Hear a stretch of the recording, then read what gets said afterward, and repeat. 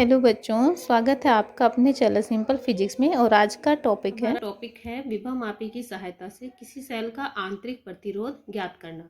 तो यहाँ पर हम जो कॉन्सेप्ट लेंगे वो ये लेंगे कि हमारे पास एक फॉर्मूला था, हमने पढ़ा था सेल के विद्युत वाहक बल, टर्मिनल विभवांतर और आंतरिक प्रतिरोध में संबंध। तो यहाँ पर हमको ये आंतरिक प्रतिरोध ही ज्ञात करना है। तो यहाँ से हम क्या करते हैं, इस v को इधर ले आएंगे तो ये हो जाएगा e minus V equals to I R. तो यहाँ से आर की वैल्यू जो होगी वो होगी E minus we upon I. ठीक है, तो ये इस तरह से हमको जो आर है इस फॉर्मूले से हम ज्ञात कर सकते हैं। तो इसी कॉन्सेप्ट को हम यहाँ पर यूज़ करेंगे। तो यहाँ इसमें क्या होता है कि जब दूसरी जो कंडीशन थी कि हमने पहले भी पढ़ी है, अगर हम जो सेल जो है वो ओपन सर्किट में है यानी I equal to zero, cell से कोई धारा नहीं ली जा रही, तो आई इक्वल टू किसके हो जाता है, वी के, क्योंकि ये तो ज़ीरो हो जाएगा पूरा। तो ई इक्वल टू हो जाएगा वी। ठीक है, किस कंडीशन में, जब धारा हम सेल से नहीं ले रहे होंगे। तो इन दोनों कॉन्सेप्ट का यूज़ हम इस टॉपिक में करेंगे। तो हमको ज्ञात करना है विभव मापी की सहायता से सेल का आंतरिक प्रतिरोध। तो उसी तरह से लेके चलते हैं। सबसे पहला काम हमारा है कि जो विभव मापी का 5 या 10 मीटर लंबा तार है उसको हम पूरा ना रिप्रेजेंट करके यहाँ, ताकि सर्किट इजी लगे और अच्छे से समझ में आ जाए, इसी वजह से हम इसको हम ए बी से रिप्रेजेंट कर रहे हैं। यानी यहाँ से यहाँ तक जो है वो 10 मीटर लंबा तार है जो नॉर्मल उसमें दिखाई देता है। तो अब इसमें सबसे पहला काम क्या करेंगे, आपको याद होना चाहिए कि हम इसका प्राइमरी सर्किट बनाएंगे। प्राइमरी सर्किट क्या है, जिसके बिना इसका काम चलता ही नहीं है और जो हमें हर कंडीशन में लेना ही पड़ेगा। यानी यहाँ हम जोड़ेंगे एक बैटरी B1 और ये कुंजी K, और यहाँ पर हम एक धारा नियंत्रक जोड़ेंगे इस तरह से। तो ये हमारा इसका प्राइमरी सर्किट है, ये हमें बनाना ही बनाना है। फिर इसके बाद क्या करना है, जिस सेल का आंतरिक प्रतिरोध हमको ज्ञात करना है उस सेल को लेंगे और इसके पॉजिटिव सिरे को बिंदु ए से जोड़ेंगे। क्योंकि कितने भी सेल हों आपको अगर इसमें जोड़ने, तो उसके पॉजिटिव सिरे को हमेशा बिंदु ए से ही जोड़ना है। तो ये हमारा सेल का पॉजिटिव सिरा हमने बिंदु से जोड़ दिया है और ये इसका आंतरिक प्रतिरोध है जो हमको ज्ञात करना है। तो ये हमारा सेल है। ठीक है, ये हो गया यहाँ से यहाँ तक हमारा सेल जिसका आंतरिक प्रतिरोध हम ज्ञात करेंगे। आंतरिक प्रतिरोध मान लीजिए स्मॉल आर है और इसका विद्युत वाहक बल है ई। तो ये हो गया। अब इसमें क्या करेंगे, हम एक चीज़ और जोड़ेंगे। इसमें यहाँ पर एक प्रतिरोध बॉक्स जोड़ेंगे जिसमें से हम कोई भी प्रतिरोध आर जो है वो निकाल के आर प्रतिरोध यहाँ पर उत्पन्न करेंगे और यहाँ पर हम एक कुंजी जोड़ देंगे K2 और इस कुंजी से और इसके नेगेटिव सिरे को हम जोड़ेंगे वही पहले की तरह धारा मापी से, धारा मापी के दूसरे सिरे को जो कि आपको पता ही है। ठीक है, तो अब हम इस तरह से परिपथ बनाने के बाद इसका आंतरिक प्रतिरोध हम कैसे ज्ञात करेंगे। पहले हम लिख लेते हैं कि जिस सेल का आंतरिक प्रतिरोध हमें ज्ञात करना है, जिस सेल का आंतरिक प्रतिरोध ज्ञात करना है उसे चित्रानुसार परिपथ में जोड़ देते हैं। इस सब चित्र के अनुसार सारा परिपथ यहाँ पे डिफाइन हो जाएगा इसी लाइन में। कुंजी के को दबाकर तार ए बी में धारा प्रवाहित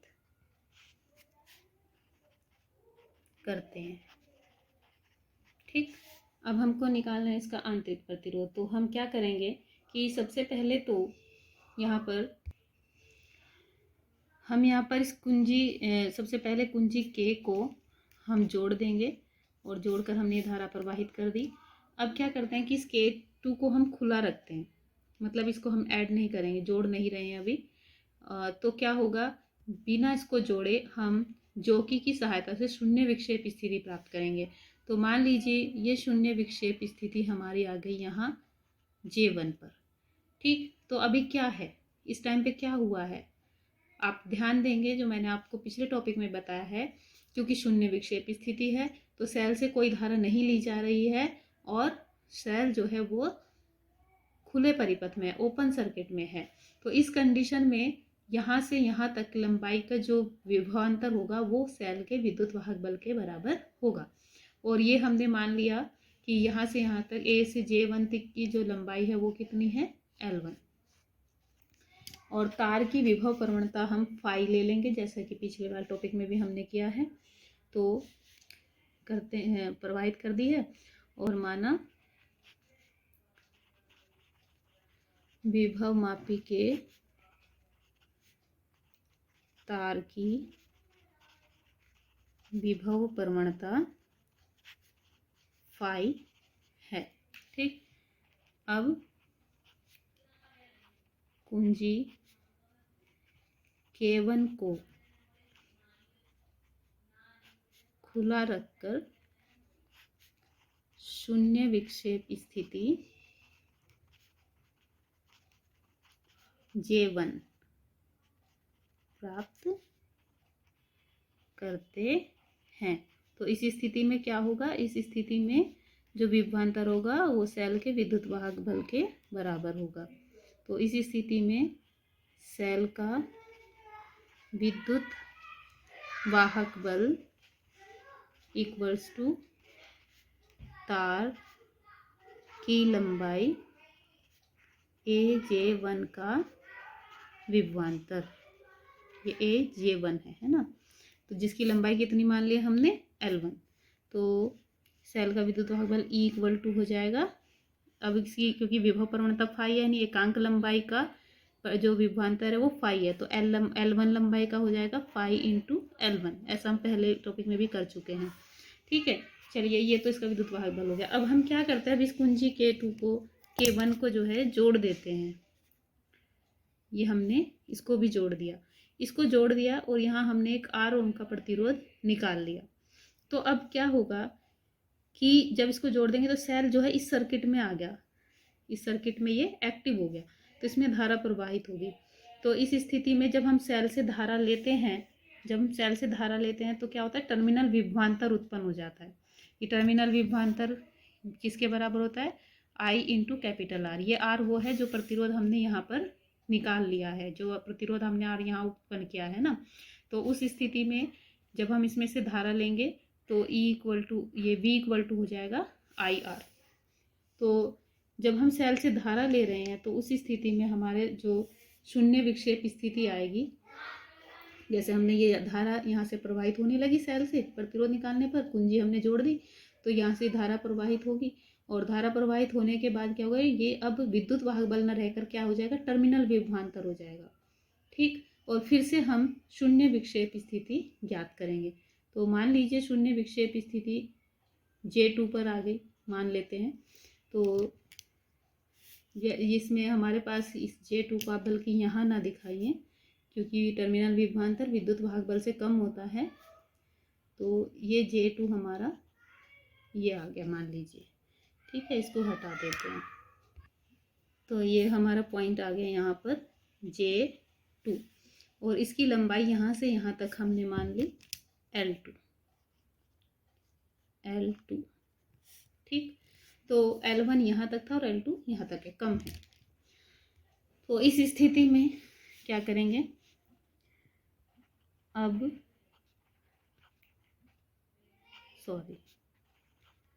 कुंजी K1 को लगाकर तथा R प्रतिरोध उत्पन्न करके फिर से शून्य विक्षेप स्थिति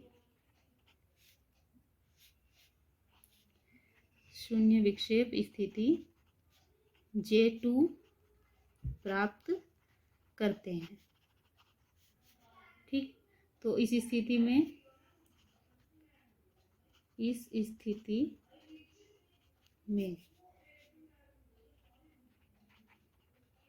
टर्मिनल विभवांतर इक्वल टू तार की लंबाई AJ2 का विभवांतर।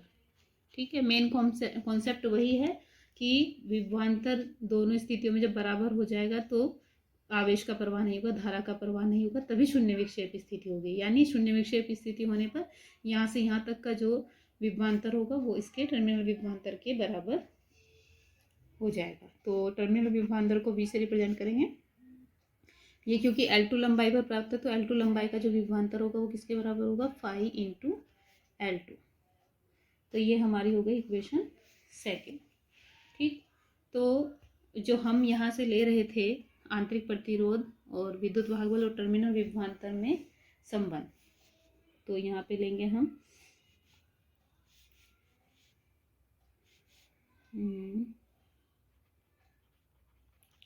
सेल का आंतरिक प्रतिरोध small r equal to capital R into E/V minus 1। ये कहाँ से आया, यहीं से आया। ये देखिए यहाँ पर हमारे पास E minus V upon I। तो हमने क्या किया यहाँ पर, या पहले हम एक वीडियो में बता चुकी हूँ जिसमें हमने विद्युत वाहक बल, टर्मिनल विभवांतर और प्रतिरोध में संबंध निकाला था। अगर आपको ये समझना है तो आप वो वाली वीडियो देखिए, उसमें बिल्कुल समझ में आपको आ जाएगा। तो यहाँ से क्या किया है कि पहले तो हमने V बाहर ले लिया, तो ये E/V हो जाएगा -1 अपॉन I। V की जगह हम IR रख सकते हैं, अंदर है E/V -1 और नीचे ये I है, I से I कैंसिल हो गया। तो स्मॉल r इक्वल टू हमारा आ गया कैपिटल R इंटू E/V -1। तो वहीं से फॉर्मूला हमारा यह है। तो अब यहाँ पर क्या है, कैपिटल R हमने जितना निकाला हमको पता है। E की वैल्यू इक्वेशन फर्स्ट से ही आ जाएगी फाई L1 और V की वैल्यू इक्वेशन सेकंड से आ जाएगी फाई L2। ठीक है, -1। तो यहाँ पर ये फाई से फाई कैंसिल हो जाएगा। तो small r equal to capital R into L1 upon L2 -1। तो ये हमारा फॉर्मूला हो गया जिससे हम सेल का आंतरिक प्रतिरोध ज्ञात कर सकते हैं। अब इसमें L1 और L2 हम स्केल से पढ़ लेंगे। जो भी शून्य विक्षेप स्थिति की लंबाई होगी वैल्यू रख देंगे, जितने ओम का प्रतिरोध हमने प्रतिरोध बॉक्स से निकाला है वो रख देंगे यहाँ पर। तो ये सॉल्व होके हमारे पास सेल का आंतरिक प्रतिरोध आ जाएगा।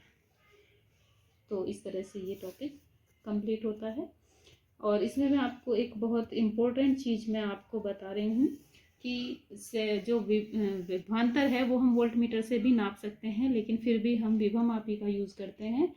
तो इसके दो मेन कारण हैं। पहले कारण तो ये है कि जो वोल्ट मीटर होता है उसमें हम विक्षेप पढ़ते हैं, तो विक्षेप पढ़ने में कहीं पे भी मिस्टेक हो सकती है, मार्क इधर उधर हम पढ़ सकते हैं गलती से, तो गलती होने के चांस हैं। लेकिन विभव मापी के क्योंकि हम शून्य विक्षेप स्थिति देखते हैं तो हमें इसमें कोई रीडिंग नहीं लेनी होती, केवल शून्य देखना होता है, तो इसमें उस गलती होने के चांसेस ख़त्म हो जाते हैं। तो ये इसलिए बेटर है। दूसरी बात ये है कि वोल्ट मीटर में कुछ ना कुछ प्रतिरोध होता है अपना, उस प्रतिरोध पर वोल्टेज ड्रॉप हो जाता है, तो जो एग्जैक्ट वैल्यू है विद्युत वाहक बल की या विभवांतर की वो हमें नहीं मिलती, उससे कुछ कम प्राप्त होती है, क्योंकि वोल्ट मीटर के अंदर भी वोल्टेज ड्रॉप होता है क्योंकि वो धारा लेता है सेल से। लेकिन यहाँ पर क्या है कि सेल से कोई धारा ली नहीं जाती। शून्य विक्षेप स्थिति आती ही तब है जब धारा नहीं ली जाती। तो जब धारा नहीं ली जा रही है तो कोई भी जो भी विभवांतर हमें यहाँ शून्य विक्षेप स्थिति में प्राप्त हो रहा है वो एग्जैक्ट विद्युत वाहक बल के या विभवांतर के बराबर ही प्राप्त होता है। तो इसलिए वोल्ट मीटर से ज़्यादा जो सही वैल्यू है वो विभव मापी से प्राप्त होती है। इसलिए विभव मापी जो है वोल्ट मीटर से श्रेष्ठ माना जाता है। ये भी आपका एक क्वेश्चन हो जाता है। तो आपको अगर वीडियो अच्छी लगी हो तो लाइक और शेयर करें, और अगर कोई भी प्रॉब्लम हो, कोई चीज़ समझ में ना आए तो आप कमेंट बॉक्स में पूछ सकते हैं। अगर आपके कोई सजेशन है तो वो भी प्लीज़ इसमें कमेंट बॉक्स में बताएं। Thank you.